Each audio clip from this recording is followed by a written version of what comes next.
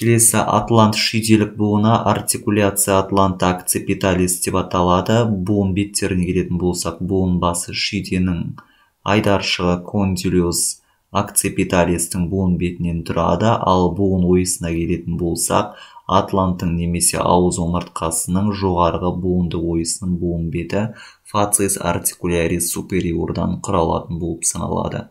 Буын беттері гиалинді шеміршекпен қапталған болып саналады, және де буын беттері сыртқы пішініне қарай эллипс немесе айдаршық тәрізді буын болып саналады, яғни артикуляция комбинатаға жатады, яғни құрама буын бұлар.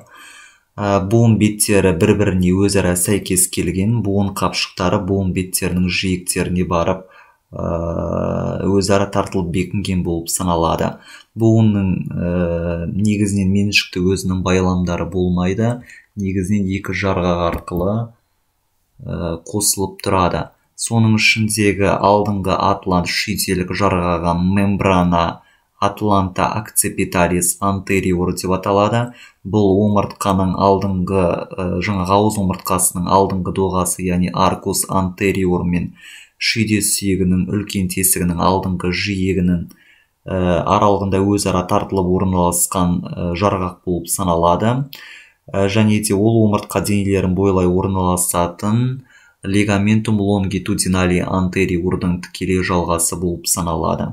Және дәл осы жарғақтың алдыңғы жағына қарай бізде алдыңғы атлант шүйделік байламы лигаментум атланта акципиталис антериор орналасады. Және де бұл жарғақтың негізгі қызметіне келетін болсақ, буынның тым шалқаюынан қорғайды. Келесі артқы жарғақ мембрана атланта акципиталис постериор деп аталады. Бұл біздегі жарғақ шүйде сүйегінің үлкен тесігінің артқы жиегі мен ауыз омыртқаның артқы доғасы аркус постериордың аралығында орналасатын болып саналады.